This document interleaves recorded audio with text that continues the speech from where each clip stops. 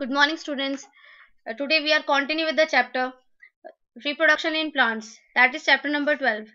In last video, we will learn about the vegetative propagation. Today we are going to learn that is budding and another part of asexual reproduction and the type of asexual reproduction with sexual reproduction in plants. So let's start. Now the part 2.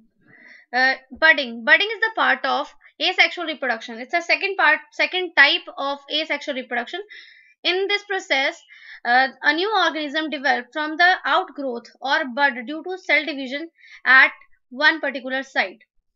Budding एक ऐसा process है जिसमें कि new organism जो है वो develop करता है, उसमें जो पेरेंट सेल होता है उसके ऊपर एक आउट ग्रोथ आती है, एक अलग से ग्रोथ हो जाती है बड की फॉर्मेशन में, जो कि सेल के डिवीजन से, सेल के अंदर जो डिवीजन होती है उससे वो आउट ग्रोथ निकल करके आती है top of the cell. That process is known as budding. उसमें क्या होता है, वो जो प्रोसेस में जो आउटग्रोथ निकल के आती है वो छोटे छोटे चेन लाइक स्ट्रक्चर की फॉर्मेशन कर देता है. As you seen in the picture, there is a yeast cell और डेवलपिंग हो रही है यहाँ पे बड की. जो न्यूक्लियस है that is divided into another part, और ये मल्टीप्लीकेशन हो रही है यहाँ पे न्यूक्लियस की.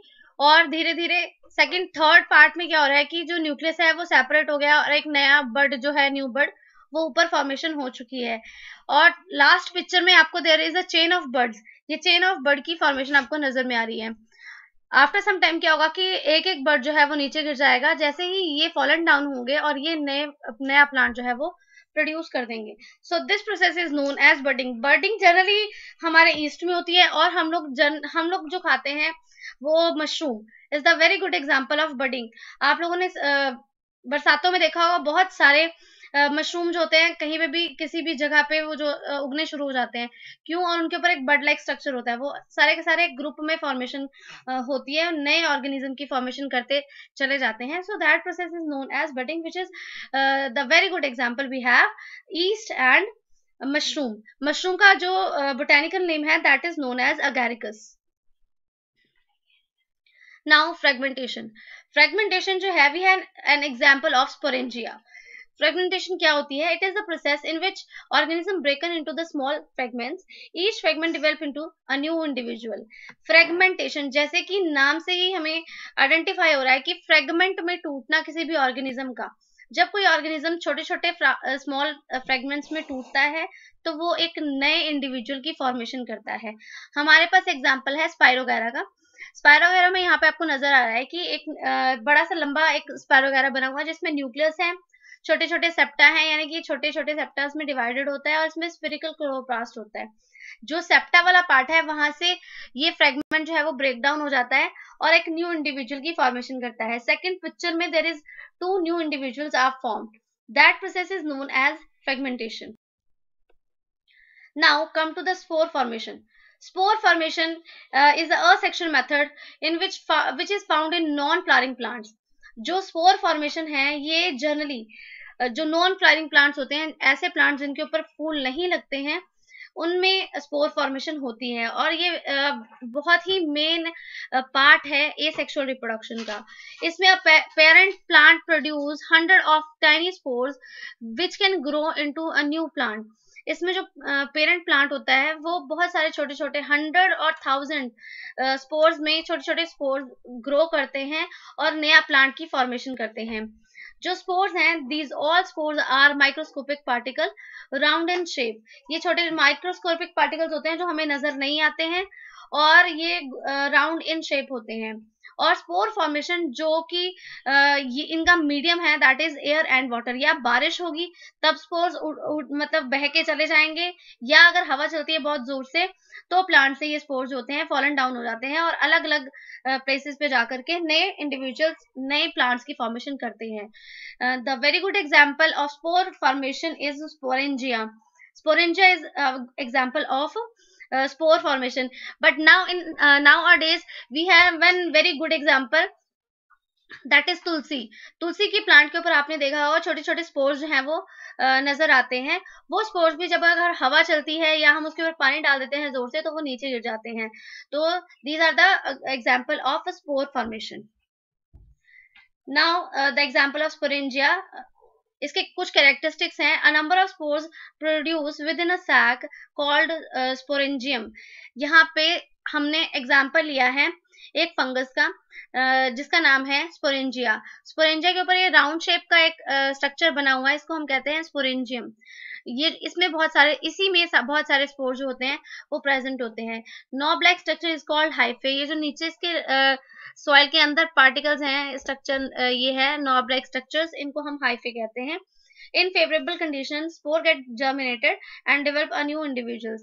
जब फेवरेबल कंडीशन यानी कि जब इसको अकॉर्डिंग एटमॉस्फेयर मिल जाता है तो स्पोरेंजियम जो है वो ब्लास्ट हो जाता है और उसमें से स्पोर जो है वो नीचे गिर जाते हैं और नए इंडिविजुअल की फॉर्मेशन करते हैं. तो these are the example of spore formation. Now come to the sexual reproduction. Sexual reproduction is the formation of new plant through fusion of male and female gametes.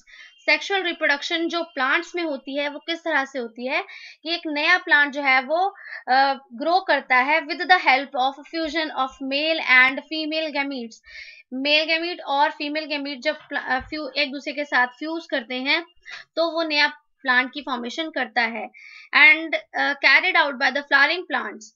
ये जो स्पोर फॉर्मेशन होती है generally flowering plants में होती है और flowers are the reproductive organ और part of plant. Flower ही है जो बहुत इंपॉर्टेंट रिप्रोडक्टिव ऑर्गन है प्लांट्स के अंदर. So look at the picture. There is the flower which have a lot of parts. Let's start from the pedicels. Last में septal होते हैं, हमारे फिलामेंट्स होते हैं, पेटल्स होते हैं, एंथर. ये पिंक कलर का जो स्ट्रक्चर है वो हमारा एंथर नजर में आ रहा है. इसमें एक बहुत राउंड लाइक एक लंबी सी ट्यूब लाइक स्ट्रक्चर है. ट्यूब लाइक स्ट्रक्चर का upper part is known as stigma, a tube is known as style, and ये जो गोल गोल सा पार्ट हमें नजर में आ रहा है इसे हम ओव्यूल कहते हैं. This is the main part of flower जिसमें की रिप्रोडक्शन होती है. ये जो ट्यूब लाइक स्ट्रक्चर आपको नजर में आ रहा है इसमें रिप्रोडक्शन होती है. Now स्टेमन and pastel. स्टेमन जो होता है मेल ऑर्गन होता है फ्लावर का, एंड फीमेल का जो ऑर्गन है उसका नेम है पेस्टल. जो स्टेमन है pairs anther contain pollen grains which produce male cell gametes. Stamen जो होता है इसको हम एंथर कहते हैं, एंथर भी कहा जाता है, जो कि अपने अंदर पोलन ग्रेन्स को प्रोड्यूस करवाता है. इसके अंदर पोलन ग्रेन्स जो होते हैं वो प्रोड्यूस होते हैं. पिक्चर में भी हमें दिखाया गया है एक लॉन्ग थ्रेड लाइक स्ट्रक्चर है जिसमें नीचे जो लंबी सी टेल है इसे हम थ्रेड कहते हैं, ऊपर वाला हेड है, हेड को हम एंथर कहते हैं, और एंथर और फिलामेंट वाले पार्ट को हम स्टेमन कहते हैं. जब हम इस एंथर को ब्रेक करते हैं तो इसके अंदर 4 काउंटर्स बने हुए हैं. इन काउंटर्स को हम लोग पोलन सैक कहते हैं. जनरली ये हमें नीचे वाले स्ट्रक्चर की तरह नजर आता है. आप किसी भी फ्लावर में देखना उसके ऊपर इस तरह का ये स्ट्रक्चर नजर में आता है तो उस पार्ट को हम स्टेमन कहते हैं. This is the male organ. Male organ है फ्लावर का. Now come to the pestle. Pestle is known as female organ, which is composed of stigma, style, and ovary. Ovary produce female cell or gametes. जो pastel है वो stigma, style और ovary इन तीनों के mixture से बनती है, और ओवरी जो है वो फीमेल ऑर्गन फीमेल गैमीट्स को या फीमेल सेल्स को प्रोड्यूस करती है. सामने पिक्चर है उसमें भी दिखाया गया है. देखो फीमेल में और मेल में बड़ा डिफरेंस होता है. मेल में अपर पार्ट पे हमारा हेड प्रेजेंट होता है और फीमेल पार्ट में हमारा लोअर पार्ट में हमारा ओव्यूल लाइक स्ट्रक्चर प्रेजेंट होता है. इसमें जो अपर पार्ट होता है उसे हम स्टिग्मा कहते हैं, टेल को हम स्टाइल कहते हैं, एंड जो ओव्यूल पार्ट बाहर का गोला जैसा हमें नजर में आ रहा है that is known as ovary. इसके अंदर छोटे छोटे फिलामेंट्स और सेगमेंट्स बने हुए हैं, इन सेगमेंट्स को हम ओव्यूल कहते हैं. इसी तरह से सामने हमारे पास एक पिक्चर है जिसमें हमें ओव्यूल्स जो है वो सामने नजर आ रहा है. This is the main male and female organ, और इनका अपना अपना एक फंक्शन होता है. मेल ऑर्गन्स जो होते हैं वो हमारे मेल सेल्स और मेल गैमेट्स प्रोड्यूस करते हैं. फीमेल ऑर्गन्स जो होते हैं वो फीमेल ओवरी में फीमेल सेल प्रोड्यूस होते हैं और फीमेल गैमेट्स प्रोड्यूस करता है. Difference between sexual reproduction and asexual reproduction. सबसे पहले एसेक्सुअल रिप्रोडक्शन. एसेक्सुअल रिप्रोडक्शन में only one parent is involve. ऐसी रिप्रोडक्शन जिसमें सिर्फ और सिर्फ एक ही पेरेंट इन्वॉल्व होता है it occur in unicellular plants. ये यूनिसेलुलर ऐसे प्लांट जिसमें मेल और फीमेल पार्ट जो है एक ही प्लांट में प्रेजेंट होता है उसे हम यूनिसेलुलर प्लांट कहते हैं। ये उस तरह के प्लांट्स के अंदर होती है। There is no need of seed, इसमें सीड्स की जरूरत नहीं होती। ये लोअर बेस प्लांट होते हैं, उनमें एसेक्सुअल रिप्रोडक्शन होती है, और asexual reproduction is the fast process of reproduction. ये सबसे फास्ट प्रोसेस है रिप्रोडक्शन का प्लांट्स के अंदर। एग्जाम्पल के लिए वीट और रोज। Now come to the sexual reproduction. Both male and female parents are involved. इसमें both parent मेल और फीमेल इन्वॉल्व होते हैं। ये बाइसेक्सुअल होती है, बाइसेक्सुअल प्लांट्स के अंदर होती है। ऐसे प्लांट्स जिसमें मेल पार्ट अलग होता है और फीमेल पार्ट अलग होता है। इस तरह की प्लांट्स की रिप्रोडक्शन के अंदर हमें सीड्स की जरूरत होती है, और ये जनरली हायर प्लांट्स में होती है। और ये प्रोसेस जो होता है सेक्सुअल रिप्रोडक्शन का, वो स्लो प्रोसेस ऑफ रिप्रोडक्शन है। एग्जाम्पल के लिए tomato and brinjal are the very good example of sexual reproduction. Pollination. Pollination is the process in which pollen grains are transferred from one stigma of flower is known as pollination. ये process है pollination का जिसमें कि pollen grains जो होते हैं वो transfer होते हैं एंथर से स्टिग्मा के अंदर। किसी एक प्लांट के एंथर से दूसरे प्लांट के स्टिग्मा में जब ट्रांसफर होता है पोलन ग्रेन्स, तो उस प्रोसेस को हम पॉलिनेशन कहते हैं। पॉलिनेशन जो होती है वो टू टाइप्स की होती है, एक होती है सेल्फ पॉलिनेशन और दूसरी होती है हमारी cross pollination. Self pollination, pollen grains are transferred to the anther to stigma of the same flower. जो पॉलिनेशन होती है सेल्फ पॉलिनेशन, उसमें क्या होता है, क्योंकि नाम से हमें पता चल रहा है कि सेल्फ यानी कि एक ही फ्लावर में होने वाली पॉलिनेशन को हम सेल्फ पॉलिनेशन कहते हैं। इसमें क्या होता है कि सेम फ्लावर के एंथर से जो प्लांट है वो स्टिग्मा की तरफ चला जाता है। पिक्चर में आपको दिखाया गया है ये एक एंथर बना हुआ है, और ये एंथर से जो पोलन ग्रेन्स हैं वो सेम फ्लावर के अंदर जा रहे हैं। रेड कलर के एरो से हमें शो हो रहा है कि वो ऊपर स्टिग्मा वाले पार्ट से होते हुए नीचे ओवरी तक चले जाएंगे। That process is known as self pollination. Now cross pollination. Pollen grains are transferred to anther of stigma of one flower to the another flower of the same plant or another plant. इसमें क्या होता है कि cross pollination, जैसे हम पता चला cross का मतलब होता है अलग अलग। इसमें क्या हुआ, एक हमारे सामने दो पिक्चर्स दिखाई गई हैं। इसमें क्या होता है कि पोलन ग्रेन्स होते हैं वो ट्रांसफर होते हैं एक पार्ट के स्टिग्मा से दूसरे पार्ट के एंथर तक, और एक एंथर से दूसरे स्टिग्मा तक जाते हैं। इसमें जो पोलन ग्रेन्स हैं वो ट्रांसफर होते हैं एंथर से स्टिग्मा की तरफ। पोलन ग्रेन्स का ट्रांसफर होना एक फ्लावर से दूसरे फ्लावर में। ये फ्लावर सेम भी हो सकते हैं और किसी और प्लांट का भी हो सकता है, तो इस प्रोसेस को हम क्रॉस पॉलिनेशन कहते हैं। Now the difference between self pollination and cross pollination. Self pollination it occurs in the same flower. ऐसी पॉलिनेशन का प्रोसेस जो सेम फ्लावर में होता है उसे हम सेल्फ पॉलिनेशन कहते हैं। It does not require any external agent.